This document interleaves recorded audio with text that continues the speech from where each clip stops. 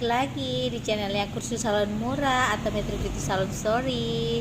Di video kali ini aku mau bacain cerita horor tentunya. Cerita horornya ini yang berhubungan dengan usaha salon ya. Jadi percaya nggak percaya, kalian pasti lambat laut akan mengalami kayak gini lah. Kalian tonton video ini sampai habis.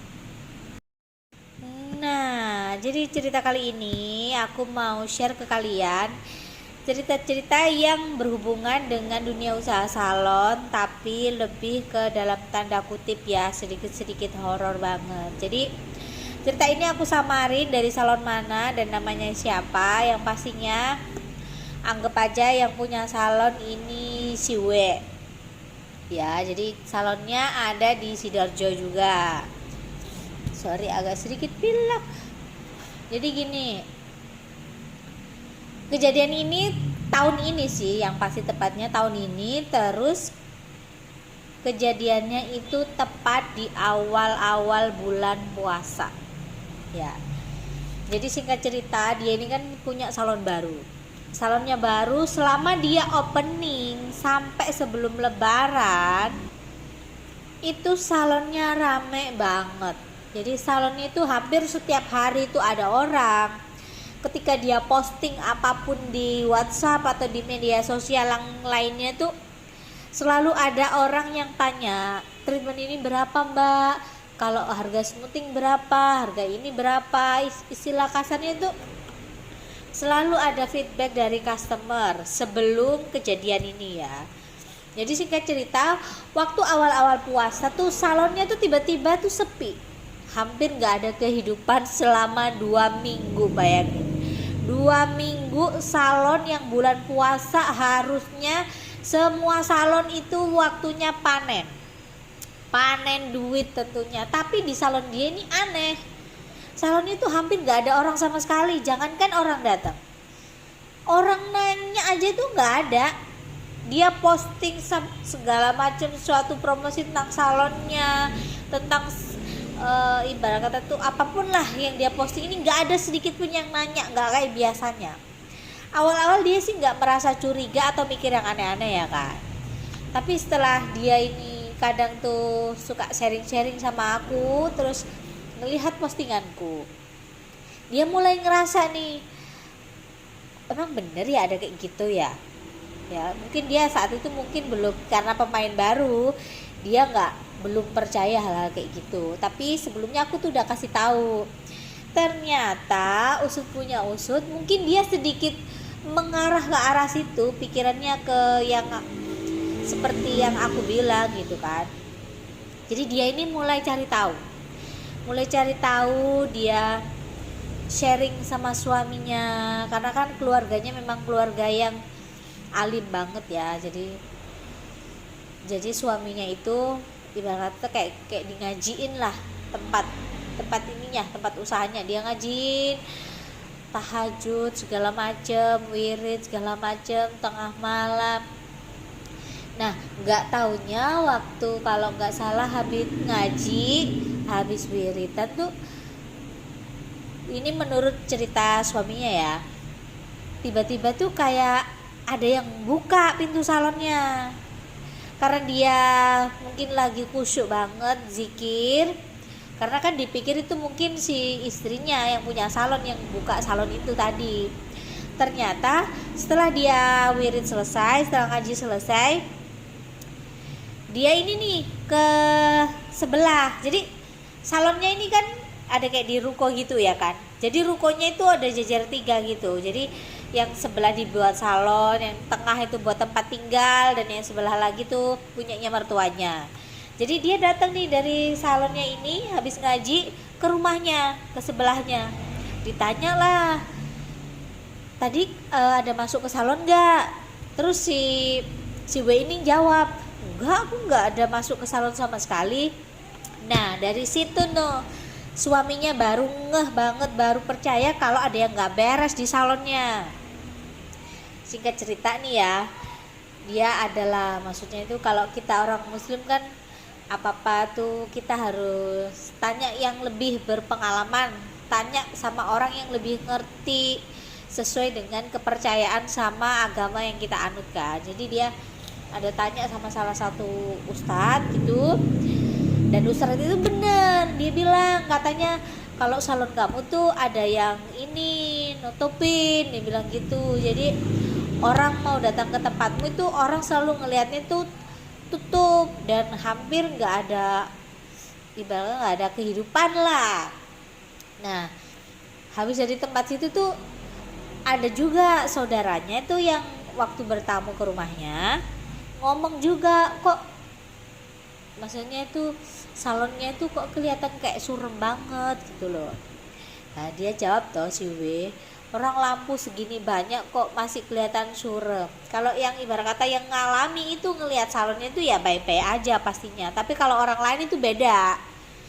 Nah terus akhirnya adalah sedikit wejangan-wejangan gitu dari ustadznya, terus tiap hari wirid, tiap hari zikir, tiap hari disolatin segala macem,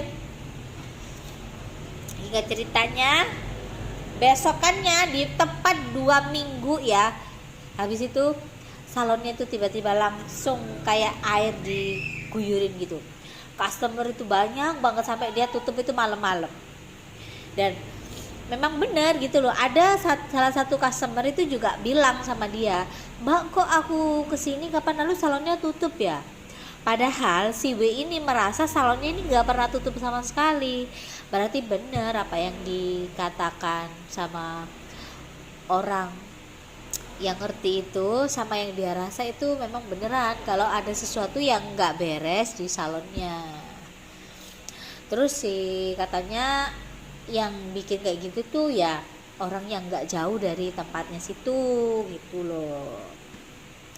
Sejak saat itu tuh si W ini percaya nih, ternyata apa yang selama ini aku omongin tuh bener, karena di salon itu kejutannya banyak, kejutan hal-hal seperti ini tuh memang ada gitu.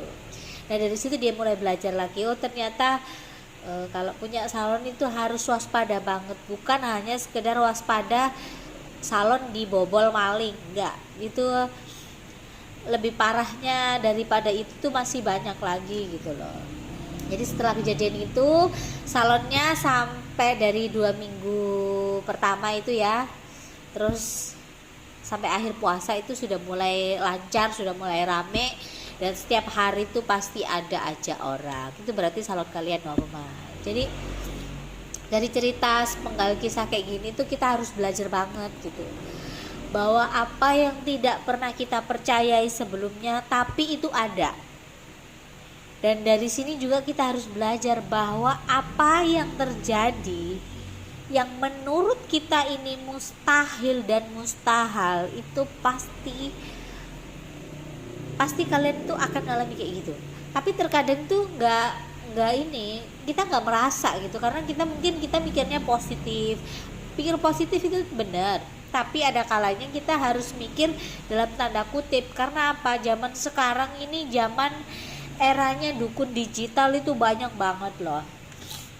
Percaya nggak percaya kalian kalau mainan tok misalkan ya, kan banyak bertebaran ini dukun-dukun digital. Kalau aku bilang ya ini melalui ini ibarat kata tuh kayak sesuatu untuk mencelakakan orang itu gampang gitu loh, nggak harus kita nyuari orang-orang yang pintar gitu, enggak, cuman lewat media sosial terus transfer uang terus dikerjakan hal seperti ini kan harus kita waspadai banget gitu loh, karena banyak banget orang ini yang nggak suka sama kita, sudah pasti ada suka ada nggak suka, ada pro ada kontra. Makanya kita harus benar-benar pinter-pinter mawas diri ya, mawas, kita lihat kalau kita punya usaha benar-benar diteliti benar-benar, kalau nggak sewajarnya seperti biasanya berarti ada sesuatu.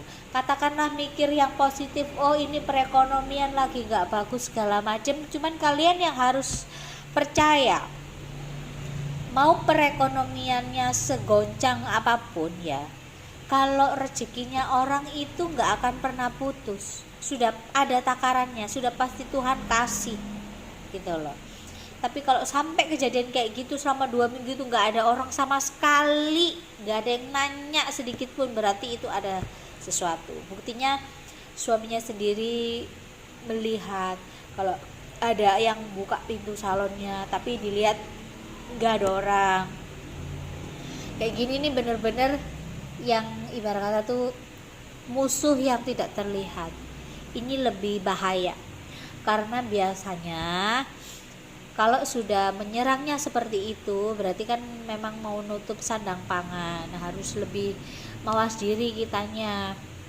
Terkadang tidak kena di usahanya, itu kena di yang punya, biasanya itu kayak gitu. Jadi kalau kalian punya salon harus banyak-banyak ibadah, yang pasti banyak doa juga, karena segala sesuatu yang tidak mungkin pasti akan jadi mungkin, ya kan. Tinggal tunggu menunggu aja gilirannya kita apa enggak gitu loh. Karena kompetitor yang sehat itu tidak akan melakukan seperti itu, tapi kompetitor yang tidak sehat bisa jadi melakukan seperti itu. Dan juga bisa jadi orang yang terdekat dari kita yang melakukan itu. Karena apa?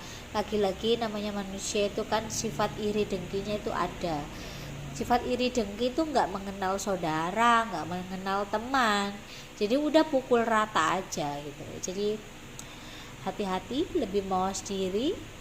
Buat kalian yang punya usaha salon, kalau kalian punya pengalaman yang lebih serem daripada kisah ini, kalian bisa WhatsApp bagi-bagi cerita dong sama aku. Jadi nanti aku bisa share ke teman-teman salon yang lainnya supaya lebih mawas diri ketika usahanya ini misalkan kena kejadian kayak gitu. Jadi terima kasih buat kalian yang udah nonton. Jangan lupa kalian subscribe channel Kursus Salon Murah. Bye.